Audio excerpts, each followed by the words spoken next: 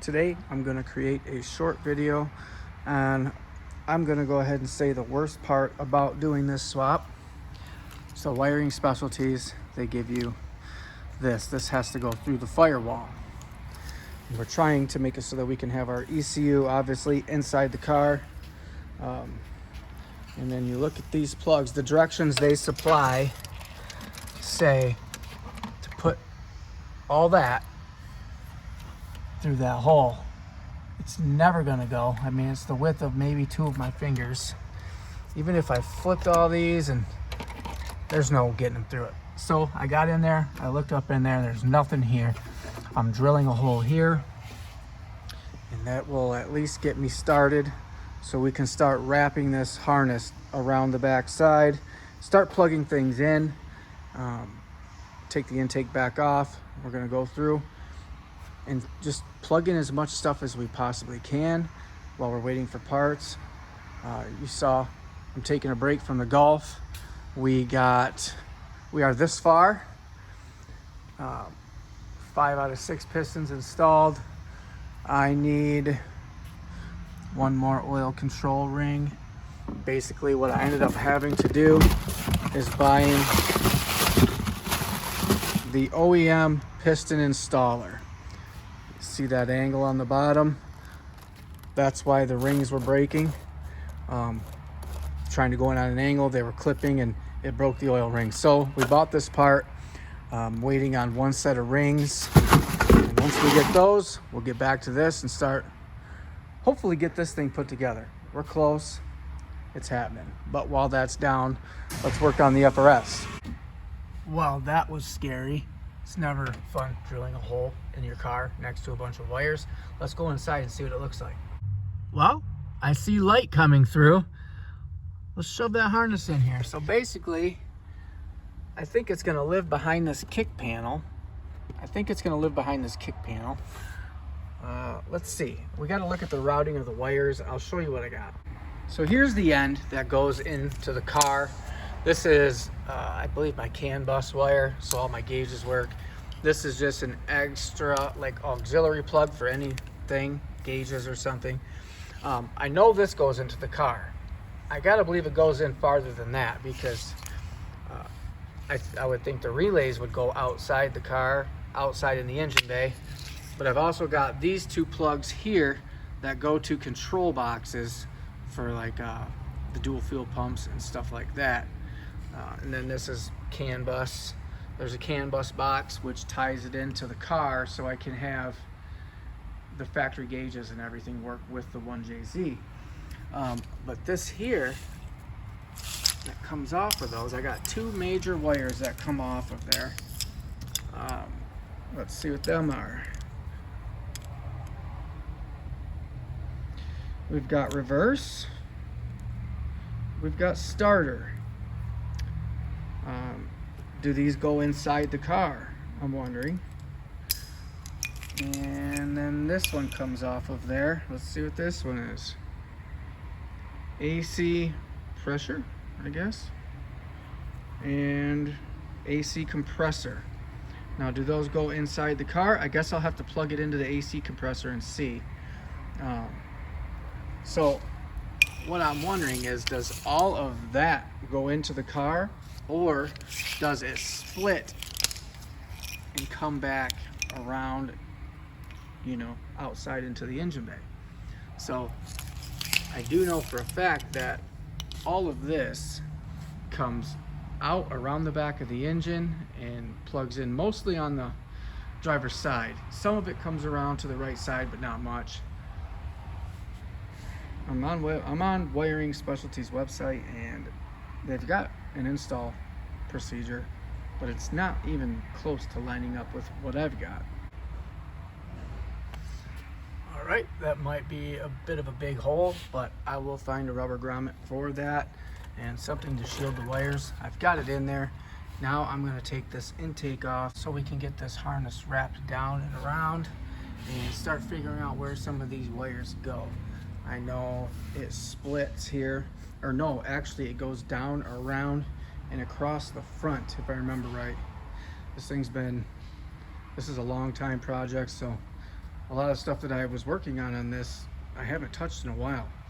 I really need to get my butt moving on getting this finished. Let's take this off and reveal this beautiful fuel rail.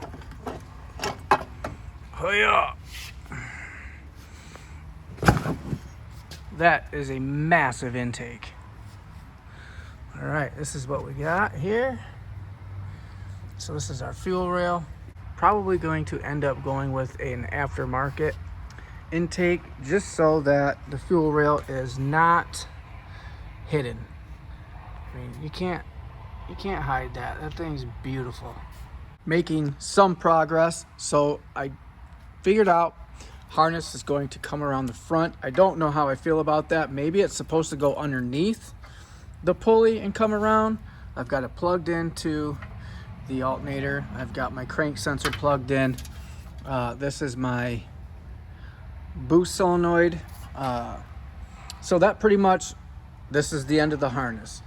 I guess what I did is I just get it running about which way I wanted it, or which way I thought it went actually. And then I find one thing and I, plugged it in. So I've got all of my coils plugged in, which we went ahead and went with Audi R8 coils. So basically, and the only reason I went with these is because I'm super familiar with them. And I didn't want to go with RB25 coils or LS coils. I know these are going to fit down in here like so. They're gonna look good and plug right in. And I love fighting these VW connectors. But so that's gonna go like that, that's gonna go like that. I've got 1 through 6 in there, and then it wraps around. It comes under the intake. So I got all my injector wires figured out. I've got whatever this is, cam position sensor, I got the cam position sensor wired up, so it's gonna come this way. All these are wired, so that shows me which way the harness lies. And then I've got, that's why I started filming actually. So what I'm doing is removing the factory oil cooler off the side of the block. I'm gonna go with the sandwich plate and then 2 oil cooler lines to the front. Probably to a Mishimoto cooler, because again, look at this thing. So I was fighting this harness, trying to get it through here, and this thing's just sticking out all weird. I mean, this thing here goes here, and then I was fighting these nipples and the harness wanting to tuck underneath there, and just, yeah, get rid of that thing. So what I'm thinking is I will run this down here, secure it down under the intake like that, and then all my leads will just come up through the runners. If we choose to go with an aftermarket intake, that would make this job way easier. I swear every time I film, that compressor comes on. But what I was saying is, being able to tuck this and then have all my leads come up through, even if I've got to come up through the intake runners, with these. I got my engine air temp and what's this one? Map sensors. Those are going to come up into the intake like so. And also, I prop these up in here somewhat so that I can get a feel for how far I want to pull that back, because obviously, these are long. So now I can tug this wire back here and figure out where I'm going to secure it or zip tie it, and those are going to lay on top like so. And I'm thinking about a nice little plate, something with circles, or maybe I can actually drill the right size holes in the actual cover that goes there, and it'll just be the red on top. I don't mind seeing the wires as long as we route them right so that they look good. But I think that's gonna look awesome. Making headway. Biggest thing is getting the ECU connector into the car. That was huge, and it's nice. They know where it's going to wind up, and they put a rubber sleeve around it so it can't rub. I'm going to clean up that edge, and I will put some rubber around it, something to make it so that that wire is not rubbing on there, because vibration will end up eating through all the wires at some point. So we've got to do that. And then another big thing, and I don't know what I want to do yet, is these are all the old engine harness wires to the old motor. I'm going to put these two harnesses together and strap them together once I get it done, so that it all looks like one. This will come in and split off. But what do I do with these ends? I really don't know. I know some of them are going to have power, and I just taped them off for now so that when I put a battery in this thing, I don't zap anything and burn fuses.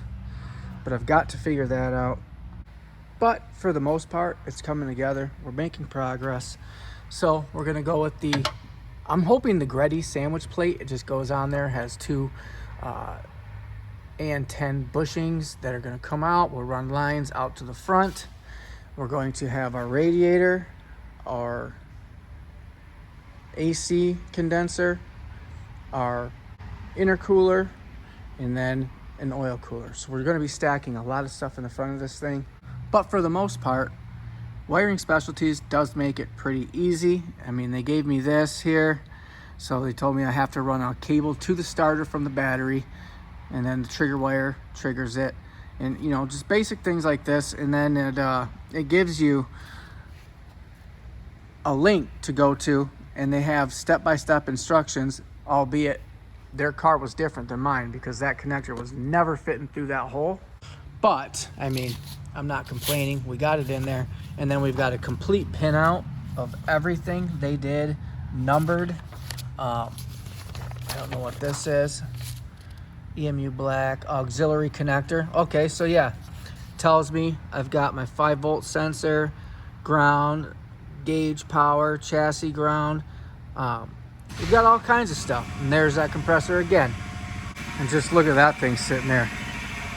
I don't know why I don't just turn the compressor off right as I go.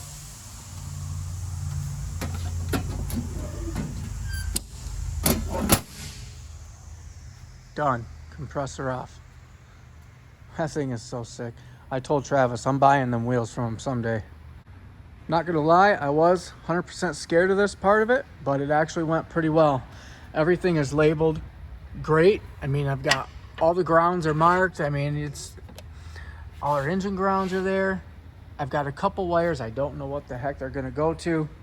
I feel like I have a few extra wires, but other than that, it's going pretty good. Like engine air control valve, I know that goes to the intake. What is this one? Flex fuel sensor. I don't know what that's going to go to. I'm probably going to have to buy something. And then we've got some 1-pin connectors. KNK2 and KNK1. I have no idea what the hell those are. So I've got a lot of research to do, and I need to figure out how I'm going to route this front.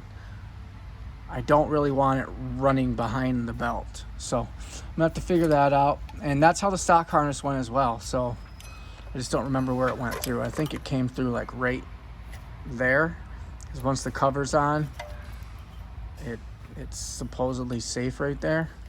And I guess I'll have to zip tie it or something. I don't know. We'll have to figure it out. But with that, I think that's about all I can do today. We'll be wrapping up this harness here. I think I'm just going to cut the wires off all different lengths. Actually, let's do that real quick so we can button that up. I figured out what I'm going to do, and it's going to take me forever. So if I cut them all at different lengths so that I don't just have a big bunch in one spot, I can throw heat shrink on the ends of them. Like, let me see if you can see that. Right there, heat shrink it and cut it off so that the ends are sealed and they can't touch inside the wrap. Then I don't have to worry about turning the key on this thing and blowing fuses and having to peel that harness open.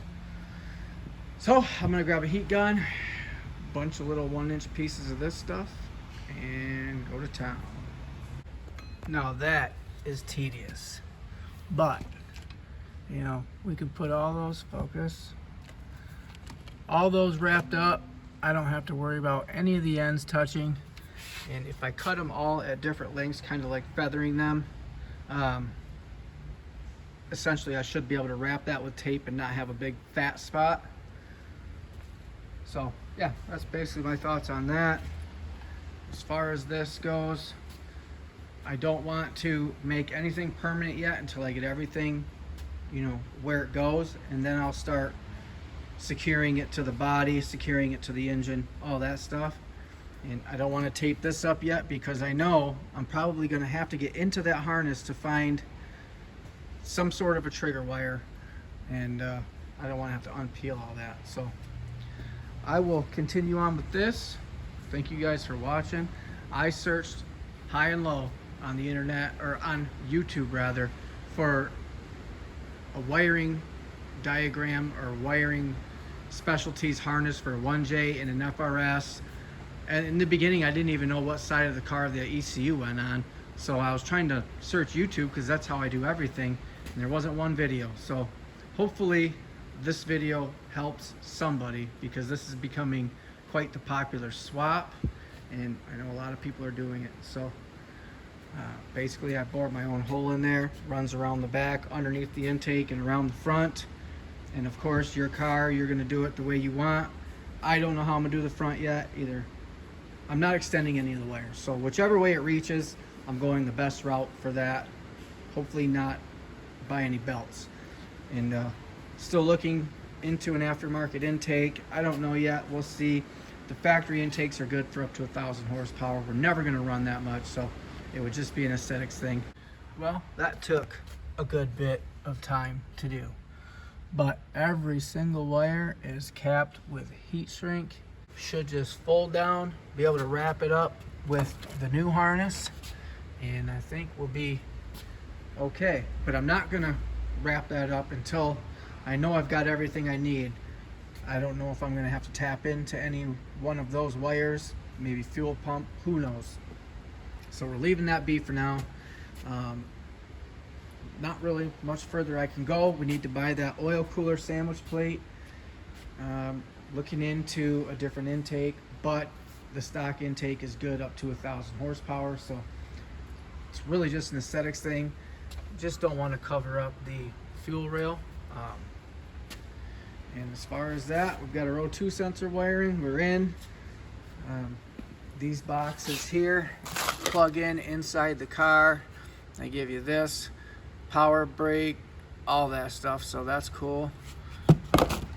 And then this is the CAN bus box. This is what allows me to make sure that the dash, RPMs, speedometer, all that stuff is going to work as it's supposed to. So now I've got this big rat's nest of wires on the floor here, and I've got to tuck all that stuff in there. This here goes to it. I don't know what it is or why. Some sort of accessory, but yeah, that's where we're at. It's late as heck, it's storming, so I think I'm gonna wrap it up, and I'm gonna wrap this video up. Thanks for watching. I searched YouTube high and low for a video of somebody installing a harness on a 1J swapped FRS, or even a 2J swap. They're darn near the same. I could not find one. I'm a visual learner, so wiring Specialties is actually pretty awesome. They, you know, obviously we got all of our paperwork with all of our pinouts and everything. It's all labeled. But they gave me this, and this has got their website. And you pick the car, you pick the harness you bought. We bought the Pro harness, and it's got step-by-step with pictures. So that was pretty amazing. I'm happy with it. We've got the main routing down, so that is awesome. I know of a couple more things I got to do, so we'll just keep plugging away with this in order, and hopefully get this thing done. But if you want to see this thing run, go ahead and subscribe. We are rebuilding the engine on that VR6, which in my opinion the VR6 is more capable than the 1J. It is an inline six. It's got thicker cylinder walls. It's got a chain, timing chain. It's That thing's pretty. They were built to be a diesel. The rods are thicker, the pistons are thicker. That thing can handle 700 horsepower on a stock bottom end, and nobody knows that. Everybody goes for the 2Js and the 1Js, but I like being different. So we got the Evo over here. He's working on that. You want to see that thing run, you're gonna have to come back. So with that, peace guys. Thanks for watching. Hope this helped.